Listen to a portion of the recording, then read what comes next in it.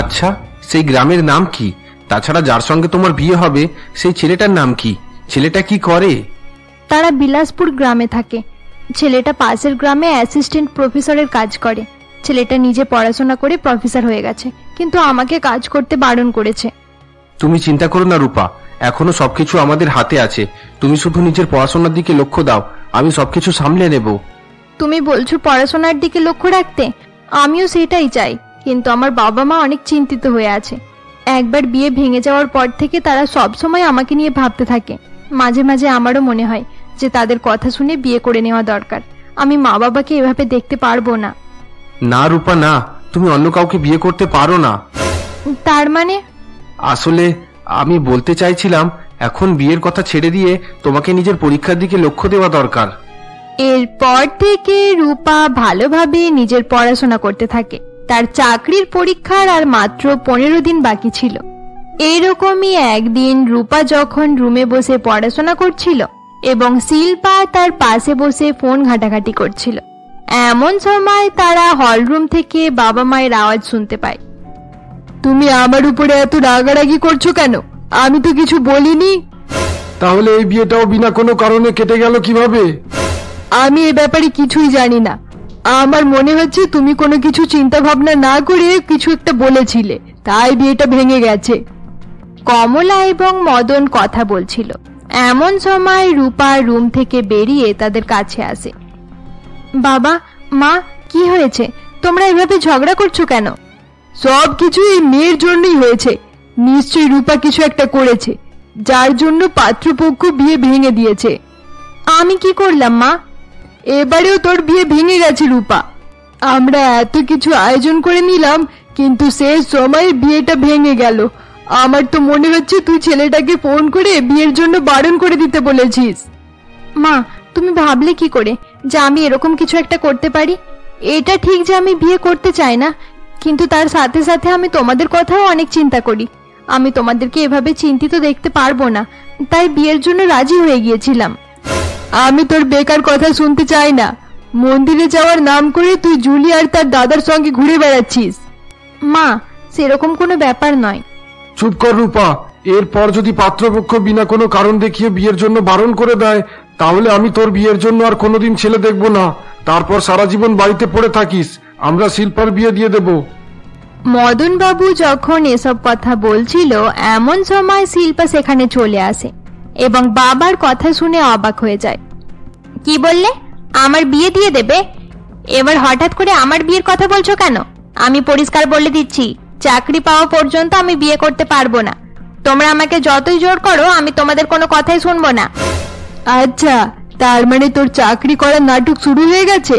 চাকরি চাকরি করে তোরা মাথা খারাপ করে দিচ্ছিস। শুধু চাকরি নয় মা, আমি নিজের জীবনের সব সিদ্ধান্ত নিজেই নিতে চাই। আমি তোমার আর বাবার চাপে পড়ে কিছু করতে পারবো না। মুখ সামলে কথা বল শিল্পা। মদন শিল্পাকে কিছু বলতে যাচ্ছিল, এমন সময় তাদের দরজার বেল বেজে ওঠে এবং শিল্পার মা গিয়ে দরজা খোলে। হ্যাঁ বলুন, কাকে চাই? শিল্পা ম্যাডামের নামে এই ফুল এসেছে। লোকটি এই বলে কমলা দেবীকে ফুল দিয়ে সেখান থেকে চলে যায়। এসব কি চলছে শিল্পা? কে তোকে ফুল পাঠিয়েছে? কেউ ফুল পাঠিয়ে দিয়েছে, তাতে কি এমন ক্ষতি হয়ে গেছে মা? কাল আমার জন্মদিন, তাই হয়তো আমার কোনো বন্ধু পাঠিয়েছে। তোমরা তো কোনোদিনও আমার জন্মদিন মনে রাখো না। আমার বন্ধু তোমাদের থেকে অনেক ভালো, যে আমার জন্মদিন সেলিব্রেট করতে চায়। তোমরা তো আমার জন্মদিনে খুশিও হওনি, তাই কোনোদিন সেলিব্রেটও করো না। তার মানে কারোর সঙ্গে তোর প্রেম চলছে? হ্যাঁ, যদি চলে তাহলে ক্ষতি কি? আমার 18 বছর হয়ে গেছে মা। এবার আমি নিজের জীবনের সিদ্ধান্ত নিজে থেকেই নিতে পারবো। এবার চুপ কর শিল্পা, অনেকক্ষণ থেকে মায়ের মুখে মুখে তর্ক করছিস। তুই কি জানিস না আমরা কি করতে পারি? হ্যাঁ, আমি ভালো করেই জানি তোমরা আমার পড়াশোনা বন্ধ করে দেওয়ার কথা বলবে, কিন্তু চিন্তার কোনো কারণ নেই। এখন আমি দুজনের স্টুডেন্টকে টিউশন পড়াই। তোমরা টাকা দেওয়া বন্ধ করে দিলে আরো কয়েকজনকে পড়াতে শুরু করে দেব। তাতে খুব সহজেই আমার কলেজের খরচ বেরিয়ে আসবে। তোমরা দিদিকে যেভাবে ভয় দেখিয়ে বাড়িতে বন্দি করে রেখেছো, আমার সঙ্গে ভুল করেও সেরকম করার চেষ্টা করবে না। শিল্পা এই বলে রূপাকে সঙ্গে নিয়ে আবার রুমের ভেতরে চলে যায়। তুমি দেখলে তো কমলা, তোমার মেয়েটা কিভাবে মুখে মুখে তর্ক করছে। এই সব কিছু তোমার জন্য হয়েছে। কি বললি? এসব আমার জন্য হয়েছে? রূপার বিয়ে ভেঙেছে, তাতেও আমার উপর দোষ চাপিয়ে দিলে। এখন ছোট মেয়েটা তর্ক করছে, তাতেও আমার দোষ। তাহলে কি এসব আমি করেছি? মদন বাবু এবং কমলা একে অপরের সঙ্গে ঝগড়া করতে থাকে। অপরদিকে রুমের ভেতরে রূপা বলে, আরে শিল্পা, এই ফুল তোকে কে পাঠিয়েছে? এটা আমার বয়ফ্রেন্ড রবি পাঠিয়েছে। তার মানে সত্যি সত্যি তোর বয়ফ্রেন্ড আছে? হ্যাঁ, 2 বছর থেকে আমাদের রিলেশন চলছে, তাতে কি হয়েছে? এসব তুই কি বলছিস শিল্পা? আরে দিদি, তুমি বাবা মায়ের মতো বলতে শুরু করে দিও না যেন। তুমি নিজের ইচ্ছা মতো জীবন কাটাও, আর আমাকেও নিজের ইচ্ছা মতো চলতে দাও। শিল্পা এই বলে সেখান থেকে চলে যায়। পরের দিন সকালে রূপা যখন পড়াশোনা করছিল, এমন সময় তার ফোন বাজতে শুরু করে। বারবার ফোনে রিং হতে থাকে, কিন্তু রূপা ফোন রিসিভ করে না। জানি না রূপার কি হয়েছে, কাল থেকে বারবার ফোন করছি কিন্তু সে আমার ফোন রিসিভ করছে না। না, আমি বিক্রমের ফোন রিসিভ করব না। আমি আর তার সঙ্গে কথা বলবো না। শিল্পার ব্যাপারে জানতে পেরে বাবা মা এমনিতেও অনেক চিন্তায় আছে। এবার তারা যদি জানতে পারে আমি বিক্রমের সঙ্গে কথা বলছি, তাহলে তো সর্বনাশ হয়ে যাবে। সে একবার ফোন রিসিভ করে বলে দিতে পারে যে কেন কথা বলতে চাইছে না। আচ্ছা, সে জানতে পেরে যায়নি তো? জানি না কিভাবে আমার সব সম্পর্কগুলো ভেঙে যাচ্ছে। এবার ছেলেটা নিজেই আমাকে পছন্দ করেছিল, তার পরিবারের লোকেরাও তো অনেক খুশি ছিল, তাহলে আমার সম্পর্ক ভেঙে গেল কিভাবে? মা বলছে কেউ ইচ্ছে করে আমার সম্পর্ক ভেঙে দিচ্ছে, কিন্তু কে এরকম করবে? আমি সবকিছু অনেক সাবধানতার সঙ্গে করেছিলাম, কারোর কিছু জানা সম্ভব নয়। আমি শুধুমাত্র বিক্রমের সঙ্গে ছেলেটার ব্যাপারে কথা বলেছিলাম। এসবের পেছনে বিক্রমের হাত নেই তো? রূপা এসব কথা ভাবতে থাকে। অপরদিকে বিক্রম রূপার কথা চিন্তা করছিল। এমন সময় জুলি তার কাছে আসে। দাদা, তুমি কি ব্যস্ত আছো? না, কেন, কি হয়েছে? দাদা, তুমি তো জানো আমাদের পরীক্ষার আর কয়েকদিন বাকি। আমার বান্ধবী রূপাকে বাড়ি থেকে লুকিয়ে পরীক্ষা দিতে যেতে হবে, কিন্তু সে বাড়ি থেকে কিভাবে বেরোবে বুঝে উঠতে পারছি না। রূপা আমাকে ফোন করে কোনো আইডিয়া ভাবতে বলেছে। কি করব কিছুই বুঝে উঠতে পারছি না। রূপার মাকে তো সামনাসামনি দেখলে আমার অনেক ভয় লাগে। আচ্ছা ঠিক আছে, তোমাকে চিন্তা করতে হবে না, আমি কিছু একটা ভাবছি। দেখতে দেখতে পরীক্ষার দিন কাছে চলে আসে। জুলি তাড়াতাড়ি তৈরি হয়ে নেয় এবং রূপাদের বাড়িতে গিয়ে তার বাবা মাকে কি বলবে সেটার প্র্যাকটিস করতে শুরু করে। কিছু সময় পর জুলি বিক্রমের কারে করে রূপাদের বাড়িতে যায়। এরপর জুলি গাড়ি থেকে নেমে রূপাদের বাড়ির ভেতরে যায়। আরে জুলি, তুমি হঠাৎ এখানে কেন? আসলে আন্টি, আজ আমাদের বাড়িতে একটা পুজো আছে। সকল আত্মীয় আর বন্ধুরা আসছে। আপনারা সকলে যদি আমাদের বাড়িতে আসেন তাহলে খুব ভালো হবে। শুধুমাত্র 3 ঘন্টার ব্যাপার, 3 ঘন্টার মধ্যেই প্রোগ্রাম শেষ হয়ে যাবে। আরে জুলি, তুমি তো জানো আমার কোমরে ব্যথা, আমি 3 ঘন্টা পর্যন্ত বসে থাকতে পারবো না। তাছাড়া শিল্পা কলেজে চলে গেছে। ও আচ্ছা, তাহলে আন্টি আপনি রূপাকে পাঠিয়ে দিন। বাবা মা আমাকে বলেছে আপনাদের সকলকে সাথে নিয়ে তবেই বাড়ি ফিরতে। আপনি যেতে বারণ করছেন, তাহলে রূপাকেই পাঠিয়ে দিন। কি বললে? রূপাকে পাঠিয়ে দেব? তোমার কাকা এখন বাড়িতে নেই, আমি তার পারমিশন ছাড়া রূপাকে একা যেতে দেব না। কমলা যখন জুলিকে এসব কথা বলছিল, এমন সময় রুমের ভেতর থেকে রূপা সেখানে আসে। মা, মাত্র 3 ঘন্টার ব্যাপার, দুপুর পর্যন্ত বাড়ি ফিরে আসবো। হ্যাঁ আন্টি, লাঞ্চ হয়ে গেলে আমি রূপাকে বাড়িতে পৌঁছে দিয়ে যাব। কিন্তু আমি পারমিশন ছাড়া কিভাবে রূপাকে যেতে দেব? মা, আমার আর কোনো বন্ধু নেই। জুলি আমার একমাত্র বান্ধবী। এবার কি আমি জুলির সঙ্গেও বন্ধুত্ব শেষ করে দেব? আচ্ছা ঠিক আছে, যা তাহলে। কিন্তু একটা কথা ভালো করে মনে রাখিস, আমি তোকে ভরসা করে যেতে দিচ্ছি। আমার বিশ্বাসটা যেন ভেঙে ফেলিস না। এরপর জুলি এবং রূপা বাড়ি থেকে বেরিয়ে পড়ে। বাড়ি থেকে কিছুটা দূরে বিক্রম গাড়ি নিয়ে দাঁড়িয়েছিল।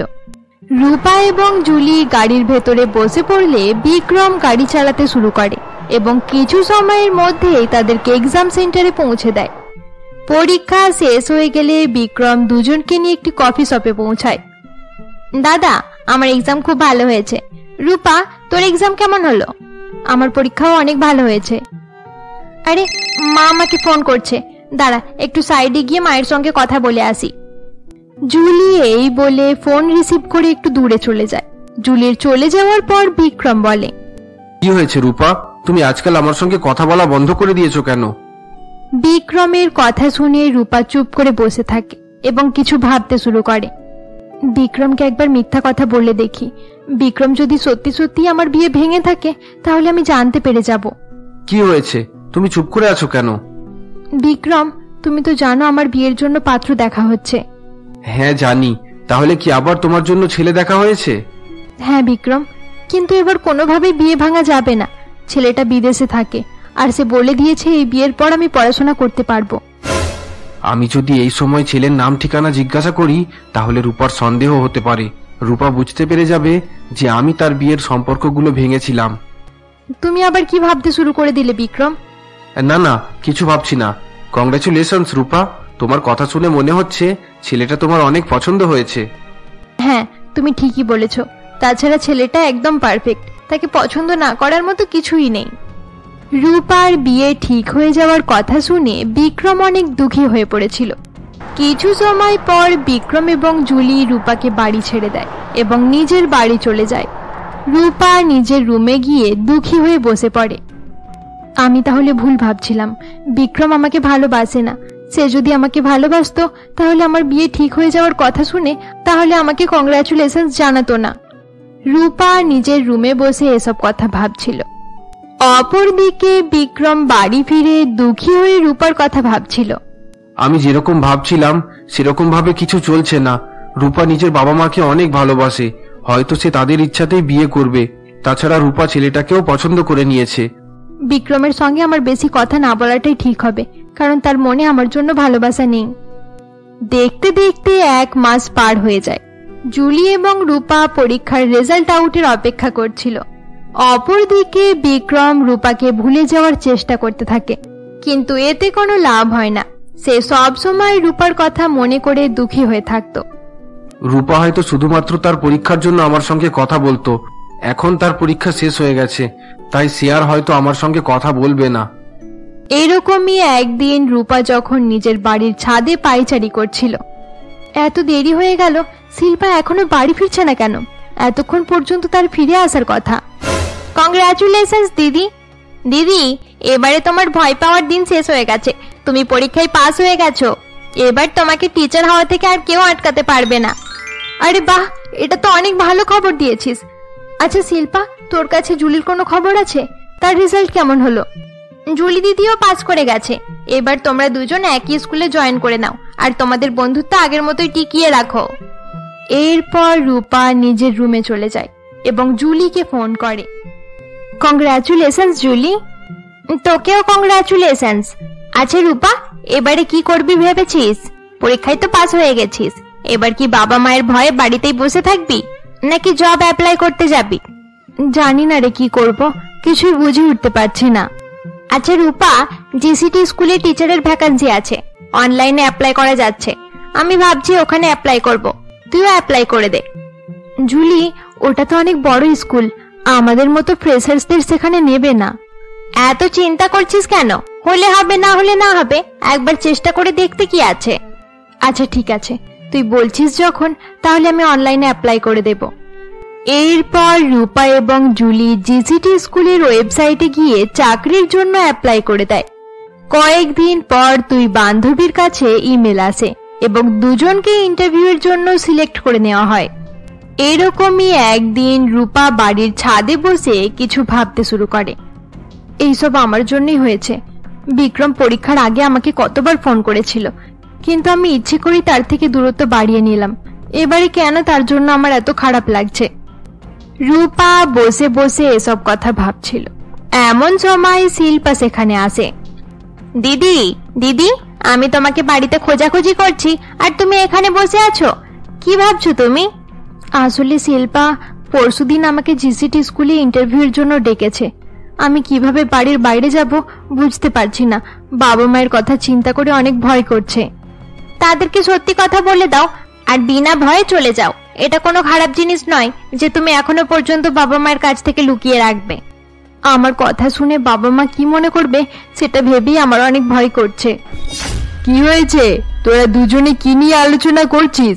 নিশ্চয়ই শিল্পা তোকে কোনো খারাপ উপদেশ দিচ্ছে, তাই তো? আরে হ্যাঁ মা, আমি তো এই পৃথিবীর সব থেকে খারাপ মেয়ে। আমি সবাইকে খারাপ খারাপ আইডিয়া দিতেই থাকি। হ্যাঁ, এটা একদম ঠিক কথা। এবার আমার মুখে মুখে বেশি তর্ক করিস না। আচ্ছা রূপা, তুই শোন, এক জায়গায় তোর বিয়ে ঠিক হয়ে গেছে। কি বললে মা? আবার আমার বিয়ে ঠিক হয়ে গেছে? তুই কি বলতে চাইছিস রূপা? আসলে মা, আমি বলতে চাইছি কেউ আমাকে দেখতে এলো না, তাহলে আমার বিয়ে ঠিক হয়ে গেল কিভাবে? দেখতে এসেছিল, ছেলের বাবা মা অনেকদিন আগেই তোকে দেখতে এসেছিল। তাদের ছেলে তখন বিদেশে থাকতো, তাই তারা কনফার্ম ছিল না। এখন তাদের ছেলে 1 মাসের জন্য দেশে ফিরেছে। আমরা তাড়াতাড়ি সবকিছু শেষ করে দিতে চাইছি। তোর বিয়ে হয়ে গেলে আমরা শান্তি পাবো। আচ্ছা ঠিক আছে মা। আর একটা কথা, পরশুদিন তোদের এঙ্গেজমেন্ট আছে। ছেলেটা তোর ফটো দেখার সঙ্গে সঙ্গে তোকে পছন্দ করে নিয়েছে। এবারে দুজনে সামনাসামনি একে অপরকে দেখে নিস। কি বললে মা? পরশুদিনে দিদির এঙ্গেজমেন্ট? মা, সত্যি সত্যি পরশুদিন? পরশুদিন তো... এত অবাক হওয়ার কি আছে? তোর বাবা আর আমি এই কথা লুকিয়ে রেখেছিলাম, কারণ আমরা চাইতাম না যে সব সময়ের মতো এবারেও তোর বিয়েটা ভেঙে যাক। তোদের দুজনকে বলে রাখলাম, আর কাউকে এই ব্যাপারে জানানোর কোনো প্রয়োজন নেই। ঠিক আছে, এবারে আমি যাই, আমাকে অনেক কিছু আয়োজন করতে হবে। রূপার মা এই বলে সেখান থেকে চলে যায়। পরশুদিন রূপার ইন্টারভিউ দেওয়ার জন্য স্কুলে যাওয়ার ছিল। অপরদিকে তার বাবা মা সেই দিনেই তার এঙ্গেজমেন্ট ঠিক করে দেয়। রূপা কি করবে কিছুই বুঝে উঠতে পারছিল না। সে রুমে গিয়ে দুঃখী হয়ে বসে পড়ে। আমি কিছুই ভাবতে পারছি না, একই দিনে ইন্টারভিউ, এঙ্গেজমেন্ট, কিভাবে ম্যানেজ করব? এঙ্গেজমেন্ট ক্যান্সেল করে দিলে বাবা মা অনেক কষ্ট পাবে। তাছাড়া ইন্টারভিউ দিতে না গেলে আমি কোনোদিনও নিজের স্বপ্ন পূরণ করতে পারবো না। রূপা বসে বসে এসব কথা ভাবছিল। এইভাবেই দেখতে দেখতে এঙ্গেজমেন্ট এবং ইন্টারভিউ এর দিন চলে আসে। সেই দিন সকালে জুলি রূপাকে ফোন করে। রূপা, 1 ঘন্টার মধ্যে তুই তৈরি হয়ে নে। আমি আবার পুজোর বাহানা করে তোকে বাড়ি থেকে আনতে চলে যাব। তারপর আমরা দুজন মিলে ইন্টারভিউ দেওয়ার জন্য যাব। সেটা করে আর কোনো লাভ হবে না জুলি, আর কোনোভাবেই আমার বাড়ির বাইরে যাওয়া সম্ভব হবে না। তুই একা গিয়ে ইন্টারভিউটা দিয়ে আয়, তুই নিজের স্বপ্ন পূরণ কর। রূপা এই বলে ফোন কেটে দেয়। অপরদিকে রূপার এরকম ব্যবহার দেখে জুলি অবাক হয়ে যায়। রূপা এরকম ভাবে বলল কেন? নিশ্চয়ই তাদের বাড়িতে আবার কোন রকম নাটক চলছে। এবার আমি এটাতে কি আর করতে পারি? তার এইটুকু সাহস নেই যে নিজের বাবা মায়ের সঙ্গে একটু কথা বলবে। জুলি এসব কথা ভাবতে থাকে। অপরদিকে রূপাও চিন্তিত হয়ে বসে পড়ে। কি হয়ে গেল আমার সঙ্গে? আমি বিক্রমকে মিথ্যা কথা বলেছিলাম যে আমার এমন এক ছেলের সঙ্গে বিয়ে ঠিক হয়েছে যে বিদেশে চাকরি করে। এবার সত্যি সত্যি সেটা হয়ে গেছে। বিয়েটা তাও পরের কথা, কিন্তু এবার আমি ইন্টারভিউ দেওয়ার জন্য কিভাবে যাব? আমি যদি এঙ্গেজমেন্ট ছেড়ে চলে যাই তাহলে বাবা মায়ের মান সম্মান সব শেষ হয়ে যাবে।